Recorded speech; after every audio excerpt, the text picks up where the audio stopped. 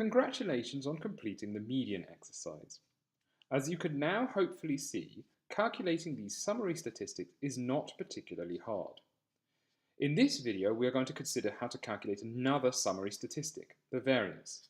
In addition, we are also going to learn a trick that we can use to write programs to generate yet more types of random variables.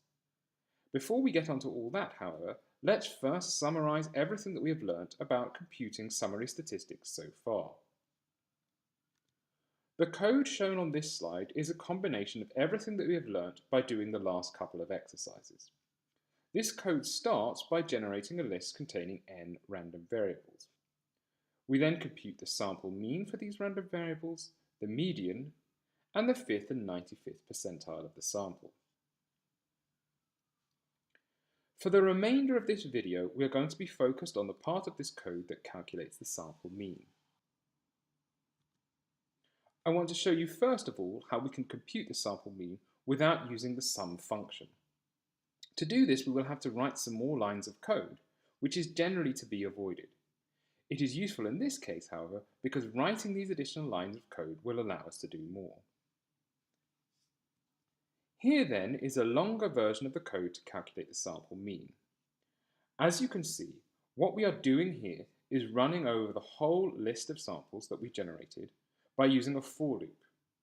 Within this loop, we are adding each element to a list to a variable called mean. This variable is initially set equal to 0, so that these two lines are essentially equivalent to what was done by calling the function sum before. When the accumulated variable mean is divided by n, we thus obtain the sample mean that we obtained before by using the sum function. The advantage of writing the program in this way, however, is that we can modify this code and thus compute a different quantity. For example, suppose that we wanted to calculate an estimate for the second moment of the distribution. We can do this by simply replacing samples I here by samples I multiplied by itself. We can use the code shown here to calculate an estimate for the expectation of any functions of our random variable, which is pretty useful. For our example, let's suppose that we want to calculate the sample variance. A code to do this that uses the trick that was introduced in the previous slide is shown at the bottom of this slide. The first part of the code here just generates our list of random variables in the way that we've now seen multiple times. We then compute the sample mean using the sum function once more. The variance is computed in the first 5 lines of the code. Once again, we write a for loop that runs over our list of samples. Within this list, we calculate the quantity shown in brackets at the equation at the top of the slide here. By adding the square of each of these terms to a variable that outside the loop is set equal to 0, we can then accumulate the sum that appears in the expression.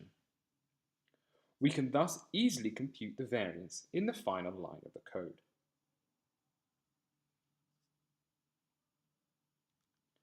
To summarize then, we can use the code that we have introduced in this video to calculate the sample mean for a sum of a function of a random variables.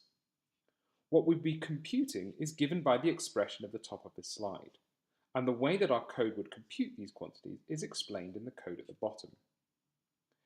In the exercises that follows, you are going to use these ideas to compute a sample variance. Good luck.